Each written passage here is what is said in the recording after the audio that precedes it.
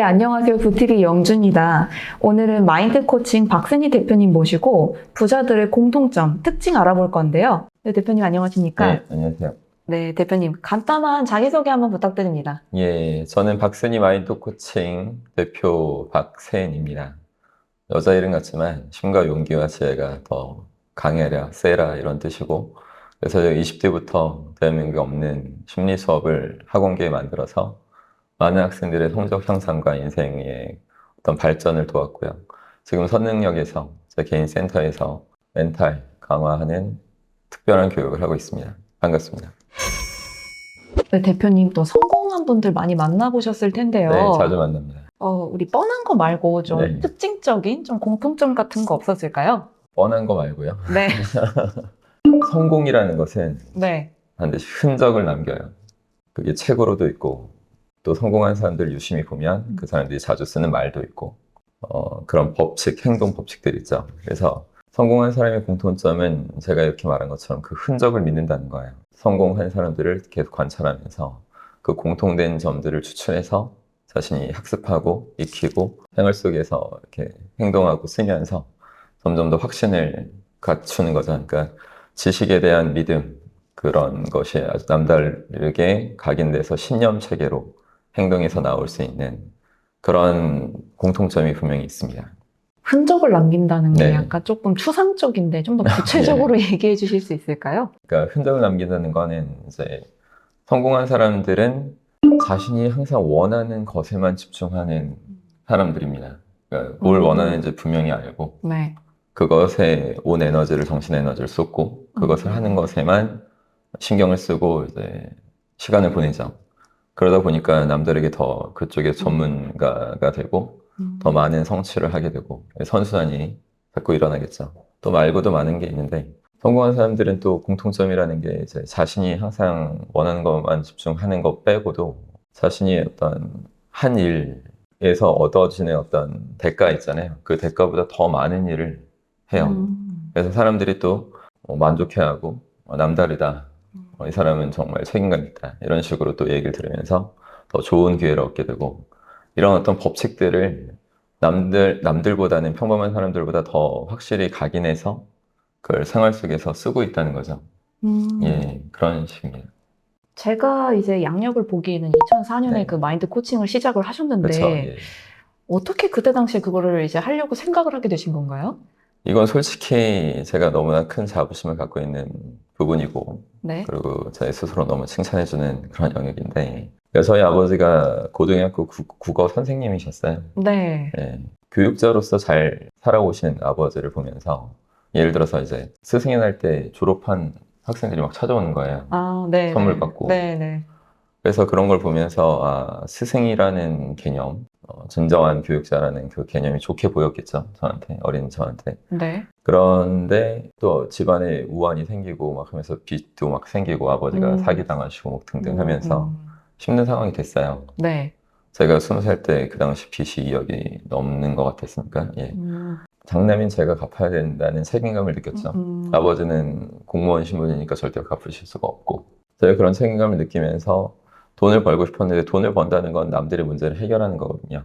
네. 아주 특별하게 해결하면 돈을 크게 벌 수 있어요. 네. 그래서 저는 아버지의 성향을 좀 받은 건지 학교 선생님으로는 절대 아버지 빚 못 갚아드리니까 네. 학원, 사교육에서 최고의 스승이 된다면 그래도 억대로는 벌 수 있다 이런 생각이 든 거죠. 네. 네. 그리고 보람도 있고 네. 예, 그래서 이제 각오하고 이제 결심하고 기숙학원 원장님들 젊은 날부터 계속 찾아가서 설득하고 심리 수업을 제가 만들어서 해줘야지만 애들이 진정한 집중력을 발휘해서 명문대도 가고 더 멋있는 인재를 대한민국에 필요한 인재를 만들 수 있습니다.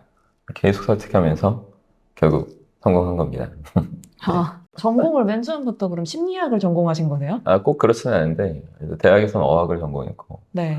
대학원에서 이제 교육학과에 갔어요. 연세대학교 일반대학원 교육학과에서 네. 상담을 전공했는데 네. 사실 이거는 제가 거의 뭐 학교를 비하하는 건 아니고 연대 훌륭한 학교지만 연대에서 뭐 대학원에서 배운 건 거의 없어요.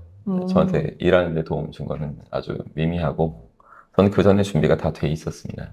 남의 무의식을 바꾸고 어, 인생을 변화시킬 수 있는 충분한 지식을 내면을 했고 어, 그런 상태였기 때문에.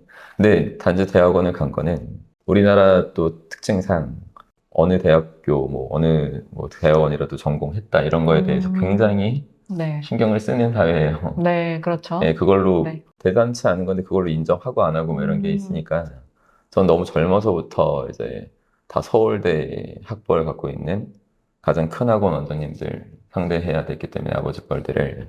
그래서 제가 그래도 명문대 학벌 하나 있는 게 낫겠다 해서 네. 낮에 학교 다니고 오후부터 밤늦게까지 기숙학원에서 강의를 한 거죠. 그래서 아무래도 좀 수월했던 것 같아요. 그래도 제가 뭐 연대 뭐 일반대학원 교육학 상담 전공하는 학생입니다. 이렇게 말하면서 학생들한테 심리적인 걸 이제 풀어주겠습니다 하니까 조금이라도 비판의식 좀 낮춰주면서 제 얘기를 들었겠죠.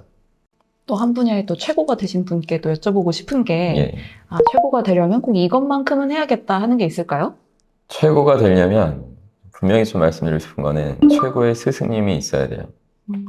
최고의 스승이 없는 자는 최고가 되고 싶지만 절대로 될 수가 없습니다. 멘토 말씀하시는 걸까요? 그렇죠. 그러니까 이런 개념이 있는데 딜리버리트 프랙티스가 있어요. 네. 의식적인 연습, 훈련이라는 뜻인데 의식적인 훈련은 뭐냐면 나의 한계를 뛰어넘는 목표를 기본적으로 항상 목표 세울 때 세팅을 해야 돼요.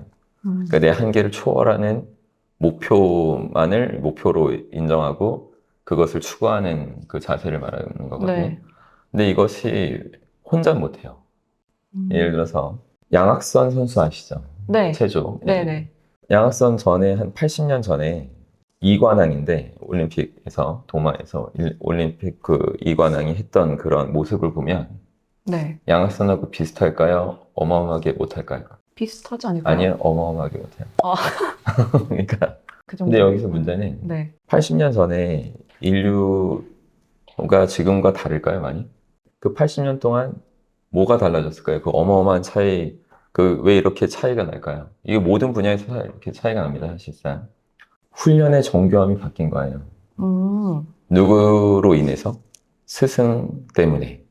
그 동작 하나하나를 완벽하게 제대로 분석해 놓은 그 스승들이 하나하나 그 동작대로 이행하는지를 매일 눈으로 지켜봐요. 하나하나 피드백 주면서 잡아주는 거예요. 그러니까 그런 예술의 경지를 할 수 있는 그 움직임을 할 수 있는 존재가 되는 거예요. 만약에, 그리고 또 양학선도 근성이 있죠. 보통 애들보다.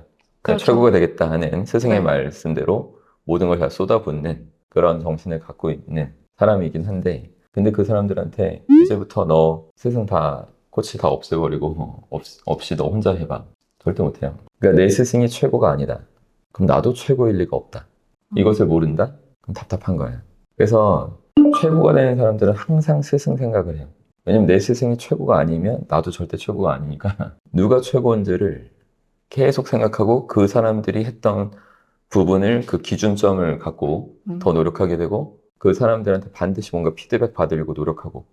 이미 돌아가신 분이라면 어쩔 수 없지만 네. 그런 사람들은 책을 통해서 봐야 되고 현존하는 최고들한테 또 반드시 가서 훔쳐서라도 그 뭔가 그 사람들의 더 대단한 부분을 배우려고 하는 자세, 이런 게 없는 사람은 절대로 최고가 될 수 없습니다. 근데 대다수는 이제 그 최고의 멘토를 만나기가 쉽지는 않잖아요. 쉽진 않지만 요즘은 훨씬 더 과거보다 쉽게 찾을 수는 있죠. 그럼 뭐 실질적으로 그 멘토를 만나기 어렵다 하면은 뭐 책을 보는 방법, 뭐 이런 걸 추천하실까요? 예, 저도 과거에 저희 아버지 빚이 2억이 넘었는데 20살 때까지. 네. 그럼 제가 스승 만날 돈이 어디 있어요? 네. 그래서 저는 다 책으로 한 거예요. 아. 솔직히. 어마어마하게 읽었고. 그거 막 읽다 보면 또 현명해져야 돼요. 예, 이자가 증명하는 단가. 증명 못했는데 말만 이렇게 거창하게 하는 건가. 그래서 이걸 다 구분하고 옥석을 가릴 수 있는 존재가 되면 충분히 책에서도 스승을, 거대한 스승을 찾을 수는 있어요. 그 경제 못 오르는 애들은 쓸데없이 책을 많이 읽죠. 그럼 별로 큰 도움이 잘 안 됩니다. 그런데 제일 좋은 거는 살아있는 사람한테 피드백 받는 거만 한 건 없죠. 돈도 솔직히 들어가요. 저한테도 만나려면 뭐 시간당 200만 원씩 내고 막 사람들이 그러니까. 근데 그렇지 않더라도 이제 할 수 있는 게 저의 유튜브라도 본다든가 공짜잖아요. 네. 저 책 5권 썼는데 뭐 그런 책들을 그냥 책에서 도서관 가서 공짜로 볼 수도 있잖아요. 네. 예, 뭐 이런 식으로. 근데 봤다고 또 끝나는 게 아니라 그걸 각인되게 무의식에 새겨지게 봐야 되는데 그렇게까지 노력하는 사람들이 별로 없다는 거죠. 근데 그럼 마지막으로 네, 실제 지금 뭐 성공을 위해 달려가고 있는 뭐 수많은 MZ 세대들이 있는데 네, 약간 좌절하는 모먼트도 있을 것 같기는 해요. 네. 마지막으로 한마디 해주신다면. 이 세상을 잘 유심히 보십시오, 여러분. 지금 여러분이 뭐 좌절한 마음의 상태일지라도 꼭 그런 사람만 있는 게 아니라 또 멋있게 해낸 사람도 있죠. 근데 사실 여러분보다 더 심각한 상황에서도 지식의 힘을 믿고 활용해서 정말 어마어마한 성취를 하는 사람들이 많아요. 저도 20대 되기 전, 10대까지는 제 아버지 빚 갚다 제 인생 끝날 줄 알았고 내가 왜 이런 어떤 참혹한 그런 상황에 놓여졌을까 다 원망스럽고 예, 좌절을 했던 심정이 분명히 있었습니다.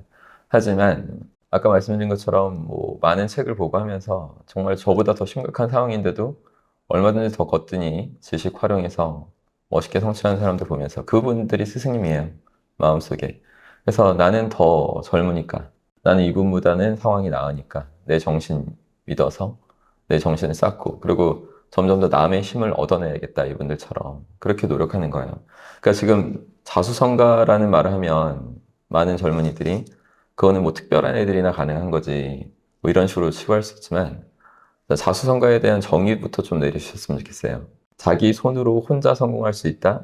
이건 불가능한 거예요. 말 자체가 안 됩니다. 자수성가라는 말은 사실 없는 거예요. 진짜 자수성가 그 어마어마한 혼자 한 것 같은 사람은 타수성가한 거예요. 남들의 어떤 손을 거쳐서 도움을 받아서 이렇게 성공한 것이면 저도 그렇고 저를 도와주신 분들이 수없이 많아요. 예, 제가 아예 힘이 없었을 때도. 그때 이제 진심이 있었고 지식, 남다른 지식이 있었고 그걸 내가 어떻게 도울 수 있다는 것을 얘기했더니 유명하지 않은 상태인 젊은 애한테도 수많은 학원장님들이 기회를 주셨고 전 거기서 또 많은 성과를 냈고 이렇게 하겠다고 했을 때 수많은 학생의 학부형님들이 그죠? 다 돈을 대줘서 제 수업을 아이들이 듣게 자녀들이 듣게 만들었고 이런 게 다 도움을 얻어낸 거잖아요. 그래서 기회는 누구에게나 주어진다는 겁니다. 이렇게 정신을 차리고 산다면 그래서 힘내시면 좋겠어요. 자신의 마음 안에 그 진리 안에 이 모든 해답이 있습니다. 네, 대표님 오늘 좋은 말씀 해주셔서 감사합니다. 네, 고맙습니다. 네, 오늘 영상도 좋으셨다면 구독, 좋아요, 알림 설정까지 부탁드립니다.